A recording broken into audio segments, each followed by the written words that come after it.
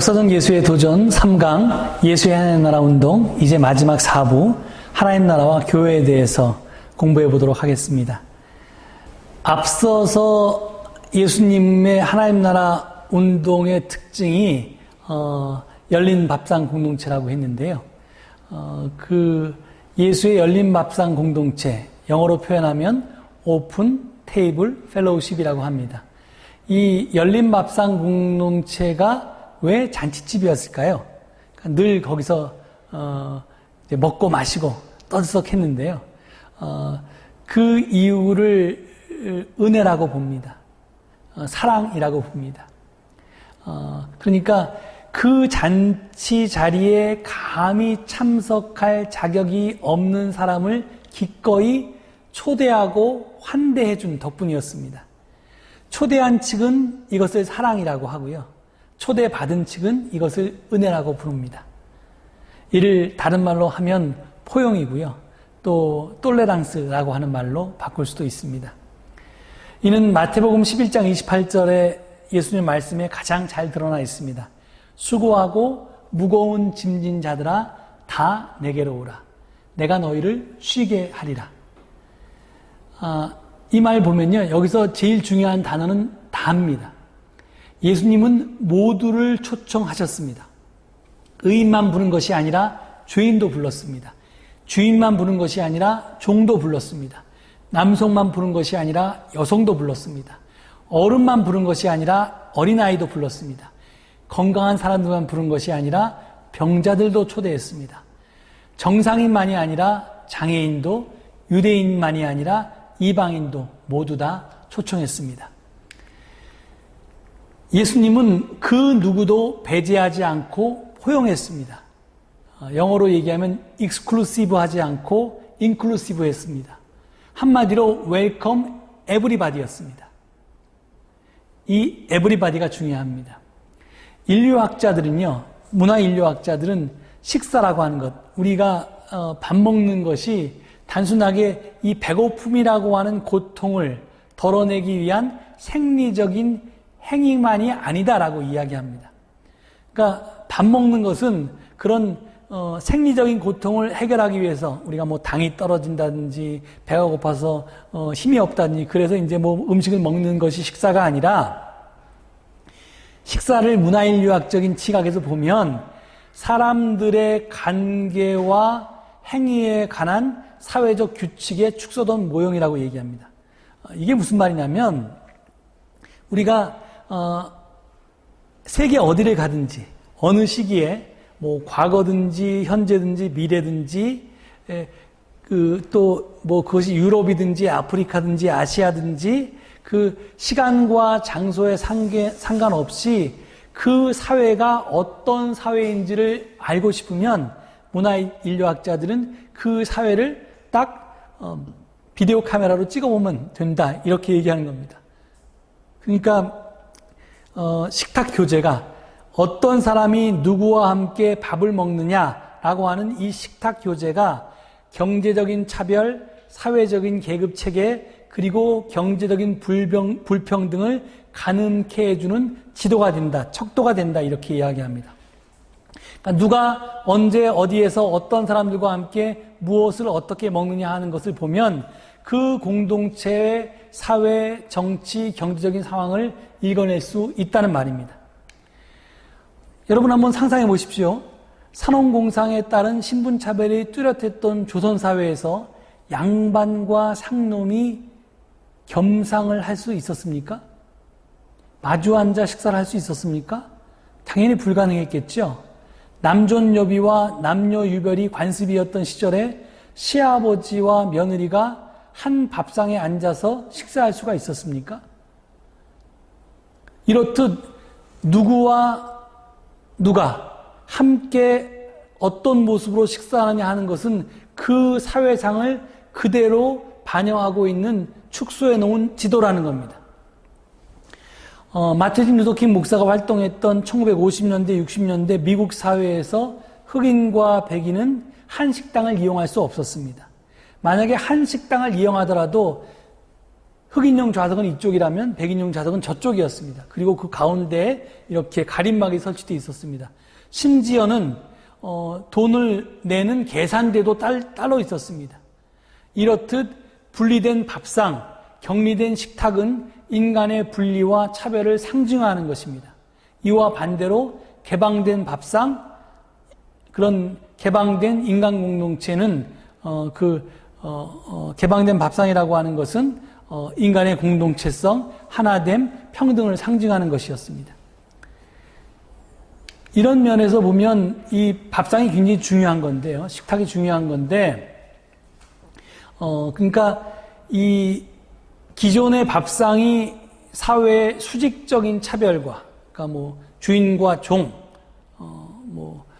지배자와 피지배자, 이렇게 수직적인 차별과 수평적인 분열, 남자와 여자, 유대인과 이방인, 정사인과 장애인, 건강한 사람과 병든 사람, 이런 식의 수직적인 차별과 수평적인 분열을 이렇게 보여주는 그 축소판 지도였다면, 예수님이 버렸던 누구나 참여할 수 있었던 개방된 밥상은 급진적인 평등주의, 즉 구성원들 사이에 어떤 차별도 용인하지 않으며 그들 중에는 어떤 계급 조직도 필요 없다고 보는 절대적인 인간 평등 사상의 구현이요 상징이었습니다.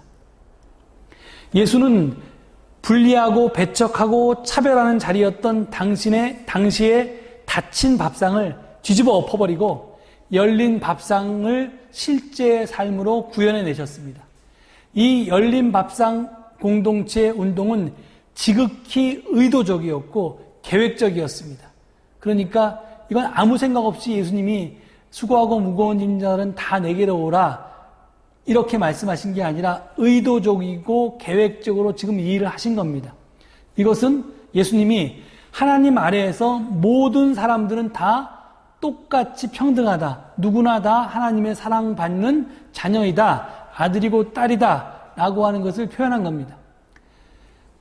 유대인만 하나님의 아들이고 로마인은 하나님의 아들이 아니라든가, 아니면 정상인만 하나님의 딸이고 장애인은 하나님의 딸이 아니라든가, 이게 아니라 모든 사람들이 다 하나님의 사랑받는 아들과 딸이다, 평등하다라는 거고요. 그리고 하나님은 그런 차별 없이, 그런 구별 없이 모두를 끌어안으시는 그런 분이시다. 그리고 하나님 나라는 바로 그런 사회다. 이런 평등주의적이며 포용적인 사회적 비전을 구체화한 모델이 바로 열린 밥상 공동체였습니다. 이 열린 밥상 공동체는 치유의 기적을 동반하게 되는데요. 예수님이 장벽을 허물고 하나님의 사랑으로 모든 사람을 포용하니까, 즉 기회를 얻지 못한 사람에게 기회를 주고 인정받지 못한 사람들을 인정하고, 그리고 소위 못난 사람들을 격려해 주니까 그들의 콤플렉스나 트라우마까지도 보듬어 주니까 놀라운 일이 벌어지기 시작합니다. 그랬더니 이제껏 살면서 단 한 번도 사람 대접받지 못했던 사람이 사람 대접을 받고 너무나 기쁘고 감격해합니다. 행복해합니다. 즐거워합니다. 신명이 납니다. 이제 죽어도 여한이 없다고 합니다. 이에 따라서 꽉 막혔던 내 인생의 여러 체증들이 풀리고 온갖 질병도 낫게 됩니다. 이제 더 신이 나서 잔치를 벌입니다. 서로 진심으로 축하해주고 서로가 가진 것을 나누게 됩니다. 이렇듯 모든 사람을 환영하고 모든 것을 함께 나누는 welcoming of everyone and sharing of everything 이라고 하는 예수님의 열린 밥상 공동체 운동은 치유 기적으로 이어졌던 것입니다. 여러분 가운데 혹시 무슨 소리예요? 무슨 그런 밥상이 정말 치료를 가져올 수가 있어요? 치유를 가져올 수가 있어요? 이렇게 생각하실 분도 계시는데, 사실은 우리 몸은 이제 마음에 따라 움직이기도 합니다. 예를 들어서 아주 용한 의사가 이 당신이 앓는 병에 이게 꼭 듣는 명약이라고 이렇게 알약을 줬는데, 환자가 그것을 굳게 믿고 먹으면 정말 그 병이 낫습니다. 그런데 실제로 그 약은 약이 아니었고 밀가루였습니다. 이걸 플락시보 효과라고 하는데요. 병원에서는 종종 사용하는 방법입니다. 이게 환자의 심리적인 확신과 안정이 실제로 몸의 치유로 이어진다는 그런 과학적인 증거들이 너무나 많습니다. 예수님의 열린 밥상 공동체는 바로 이런 치유 기적으로 이어졌던 것입니다. 사회에서 버림을 받고 또 종교 체제까지도, 유대교는 병자들은 이렇게 마을 바깥으로 내쫓았잖아요. 이렇게 오히려 불쌍한 사람들을 품어야 할 종교 체제까지도 내친 이들을 예수님은 받아들이셨습니다. 그리고 그들의 진정한 벗이 되었습니다. 예수는 모든 것 위에 인간을 두고 그 인간을 비인간하는, 그러니까 인간 위에 사람 없어야 되는데 이 사람 위에 올라서서 이 사람을 비인간한 그 모든 가치 규범 체제를 다 부정했습니다. 외로움에 지친 그들에게 다가가서 이야기를 나누고 부정하다는 그들의 몸을 이렇게 어루만져서 치료를 합니다.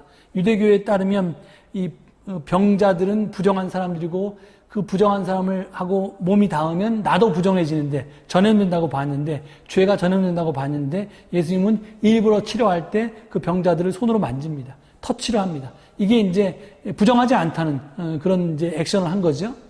그리고 그들과 더불어 술도 나누고 음식도 나누고 이렇게 밥상 공동체를 하면서 그들을 사람으로서 포용해 줍니다. 이런 예수의 개방적인 자비의 행위가 그들의 몸의 질병까지 고쳤습니다. 세상은 저들을 차별하고 배척했지만 예수님은 그렇게 하지 않았습니다. 포용하고 환대했습니다. 포용과 환대는 치유와 나눔과 섬김이라고 하는 기적을 낳았고요. 지금 여기에서 하나님 나라를 누리게 했던 것입니다. 그렇기 때문에 사실은 그 예수님의 하나님 나라 운동을 위해서 예수님은 하나님 나라 운동을 위해서 사람들을 불러 모았고 그 불러 모은 사람들의 공동체가 바로 교회인데요, 지금의. 그러니까 만약에 교회가 포용적이지 않고 배타적이라면, 또 정의를 내세우면서도 톨레랑스를 무시한다면 그것은 교회일 수 없습니다. 예수님의 밥상 공동체를 담지 않은 교회는 교회일 수 없다는 겁니다. 그런데 첫 예수님의 밥상 공동체는 그렇지 않았는데, 그렇지 않았던 교회가 점점 포용적이지 않고 배타적인 교회, 정의를 내세우면서도 톨레랑스를 무시하는 그런 교회로 변하게 되었습니다. 왜 그렇게 되었을까요? 그것은 교회가 저 하늘 위가 아니라 바로 이 세상 속에 존재하기 때문입니다. 세상 속에 존재하면서 결코 세상에 속하면 안 되는데, 세상에 속할 수밖에 없는, 그러니까 세상 속에 존재할 수밖에 없는 이 교회가 이 세상 속에서 존재하면서 하나님과 더불어 세상을 청소하다가 그만 거꾸로 세상의 오염을 청소하다가 그 얼룩이 나한테 묻은 겁니다. 그 세상에 오염되어서 그렇습니다. 우리말 속담에 욕하면서 배운다고 하는데요. 그것처럼 세상의 악과 맞서 싸우는 동안 우리가 자신도 모르는 사이에 세상을 닮아 버렸기 때문에 그렇습니다. 따라서 우리가 세상을 닮지 않으려면 끊임없이 스스로를 성찰하고 자기 자신을 돌아보아야만 합니다. 나는 과연 내가 변화시키고자 하는 세상과 더불어 싸우다가 혹시 내가 그토록 혐오했던, 싫어했던 것을 닮게 되진 않았는가, 이렇게 늘 우리를 성찰해야 된다는 겁니다. 아무것도 안 하고 가만히 있으면 어느새 세상을 닮게 되어 있습니다. 생각하면서 살지 않으면 사는 대로 생각하게 되어 있습니다. 특히 자연스레 세상이 정상이라고 주장하는 로마의 평화, 힘의 구원을 추구하면서 살 수밖에 없습니다. 그래서 크로사는 우리에게 묻습니다. 당신의 현재 형태의 교회 생활은 예수님과의 연속성을 반영하고 있습니까? 아니면 그 연속성을 깨뜨리고 있습니까? 우리는 이 질문 앞에서 정직하게 대답할 수 있어야 합니다. 교회는 예수님이 벌였던 하나님 나라 운동의 계승자입니다. 그리고 예수님이 세운 프랜차이즈 중에 하나입니다. 그러니까 지점이죠. 따라서 교회는 하나님 나라 운동의 특징인 현재성, 협동성, 비폭력성, 분산성을 고루 갖추고 있어야 할 것입니다. 교회는 잔치집이어야 하고요. 늘 하나님과 함께 비폭력적으로 그리고 포용적으로 세상을 대청소해야 합니다. 그리고 그런 자기 자신을 끊임없이 복제하고 이 세상 가운데 퍼트해야 합니다. 그것이 교회의 사명입니다. 이것으로써 제3강 예수의 하나님 나라 운동에 대해서 모두 마치도록 하겠습니다. 긴 강의 듣느라고 수고하셨고요. 여러분 다음 시간에 이제 예수님의 죽음에 대해서 공부하도록 하겠습니다. 안녕히 계십시오.